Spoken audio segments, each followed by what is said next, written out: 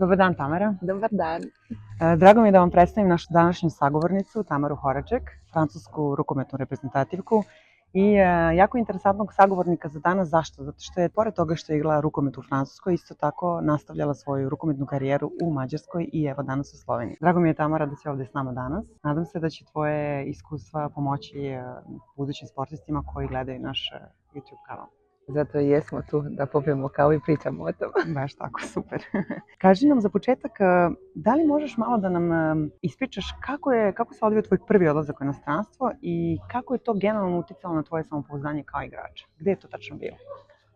Prvi put kad sam otišla van igrati je bilo u Mađarskoj za Šiofok. Imala sam tad 24 godine, ali je bilo malo teško jer je bio COVID. Ali naravno, ja sam već bila potpisala ugovor i kad je ugovor potpisan, moraš ići tamo igrati. Kad sam došla, bilo je teško jer u 7. mjesecu i 8. svi su mogli dolaziti me vidjeti. I onda od 9. su zatvorili sve i nema turista, nema ništa, tako da je bilo teško, nikome nije mogao doći vidjeti. I kad prvi put izađeš van, onda je malo teže, nemaš tu komfort zonu i uvijek moraš biti sam i uvijek mislim, ta energija sve sama dolazi, samo si ti, sam sa sobom. Dobro, imala sam moju Pradu sad, tako da je bilo malo lakše.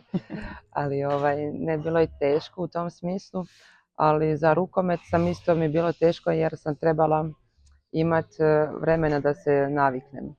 Jer je mi mama uvijek pričala, Tamara, pazi, treba 3-4 mjeseca, nije isti rukomet, da sam rekla, aj mama, šta sad, vrijeme prolazi, sad je sve lakše. Nije kao pre, da. Ne, trebala sam 4 mjeseca, ali sve to naučiš isto i naučiš o sebi šta možeš i šta ne možeš.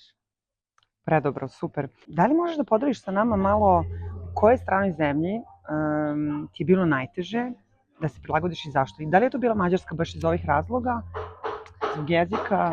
Mislim da je bila Mađarska prvo zbog jezika, nije samo u rukometu, kad sam došla i kupila stvari za stan, niko ne priča engleski. I uopće ne žele pričati engleski, samo mađarski. I onda je bilo Google Translate sa telefonom i sad tipkaš kao, ovo trebam. A mi možete na ovu adresu dostaviti, to je tako bilo. I to je bilo više malo teže. Da. Meni je bila Mađarska najteža jer je bio COVID, sve zatvoreno, nema života i sam si, ali hvala Bogu imala sam dobre cure sa sobom u ekipi, Penezić, Njombla i Austanto nam je naša bila mala grupa i Ježić isto. Tako da kad je jedna u depresiji, jedan ostale su ok i onda se tako se mijenjalo. Predobro, odlično. Tvoja sportska priča je jako interesantna. Rođena si u Hrvatskoj, a si otišla kasnije sa mamom prvo u Sloveniju, tako? Onda u Hipo, u Austriju i na kraju kao jako mala. Sa koliko godina si završila u Francuskoj? Sa 8 godina sam došla u Francusku. Gde si prošla sve selekcije i danas si jedan od ključnih igrača francuske reprezentacije. Čestitam ti na tome. Hvala. Kako se danas ti osjećaš u Krimu ovde u Sloveniji? Da li je ovo za tebe inostrana zemlja ili misliš da ti ovaj balkanski način rada i sistem rada više odgovara nego francuski? Iskreno teško pitanje. Za sad ne mogu još odgovoriti na to pitanje jer sve je to novo. Ipak sam navikla biti u Francuskoj, ima taj francuski sistem. Ali mislim da sad sam dosta zrela kao osoba, da mi isto to paše i da se baš lijepo osjećam u Krimu i kao da sam se vratila nekoj kući, bi rekla, pošto je mama igrala tu.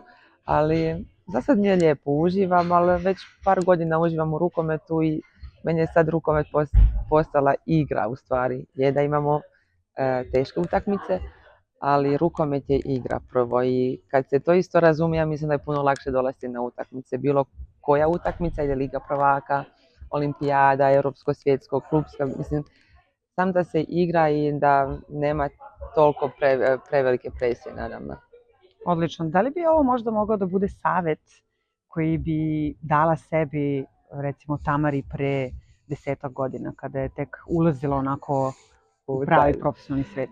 Da, jer to je možda ta negativna strana, trebala predugo vremena da shvatim to da se treba igrat. Mama je sad sretna pošto mi kaže napokon se igraš na terenu, ali ne, stvarno uživam i sad bih rekla i mlađima da rukomet je prvo igra i da se ne treba previše maltretirati mentalno prije utakmice jer nikad se ne zna šta će se desiti. Možemo biti bolji od protivnika, ali izgubiti. Možemo biti loši i pobijediti.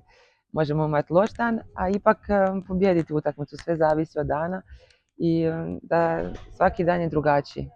Tako da više ono da se samo uživa u igri jer je to prvo nama bio hobi. Sad imamo, hvala Bogu da smo plaćene, to je naš posao, ali je to prvo hobi što je postao posao, tako da trebamo stvarno uživati u tome. Upravo tako, divno, Tamara, hvala ti na ovome. Da li smatraš da kroz svoje odluke, da se okušaš u inostranstvu, da li smatraš da si zapravo kroz te odluke naučila nešto novo o sebi i ako jesi, šta je to? Naučila sam nešto novo, pogotovo u Šofoku kad je bilo teško da obitelj nije mogla doći do Šofoka, taj covid i sve, da u stvari da mi imamo sve, da sve imamo u meni u stvari, da sve ovisi o meni, kako ću trenirati, kako ću igrati, ali na neke stvari, na primjer, sad će to biti malo onako, kako to kažem, Kontradiktorno. Hvala, kontradiktorno. Da imamo kao sve ključeve u nama, ali zadnji ključ nemamo, to nam je trener. Znači mi možemo uvijek najbolje biti, najbolje trenirati, sve dati od sebe, ali ipak zadnji ključ trener ima i on će odlučiti koliko ćemo igrati, ili nećemo, ili hoćemo, zavisi. Ali da u stvari da budem mirna i da budemo mirni za igrači i igračice. Da se sve da na terenu i da ti više nemaš sad reći a mogla sam biti bolja u trčanju, na primjer, mogla sam zabiti možda jedan gol više, jer na kraju on odlučuje za nas. Tako da ako se sve da nama lakše poslije. Bravo, divno. Za kraj kaži mi, koja vrsta rada na sebi je po tvom mišljenju neophodna za jednog sportistu koji želi da nastavi karijeru u inostranstvu? Šta bi savjetovala mladim sportistima, na čemu najviše treba da rade kada je u pitanju rad na sebi? Prvo bih rekla mentalno, da se bude spreman, da se ide van igrati. Jer je sve to novo, nemamo više komfort zonu, drugačije se priča, nije isti jezik, cijeli sistem je nov, pričat ćemo isto o plaćama. U Francuskoj je sve redovno, vani se nikad ne zna, nikad se ne zna, sve se može desiti. Više mentalno da se spremi igrač da ide van igrati, jer rukomet na kraju ostaje, to je samo igra, ali da se mentalno spremi, da se ide van, to je više, ja mislim, treba se više raditi na tom. Fantastično. Hvala ti puno, Tamara, na vremenu koji si mogla da izdvojiš za nas i želim ti jedan uspješan kraj sezone i da ispuniš prvo sve svoje individualne, a onda i kolektivne, to je klubske ciljeve. Hvala ti. Hvala tebi.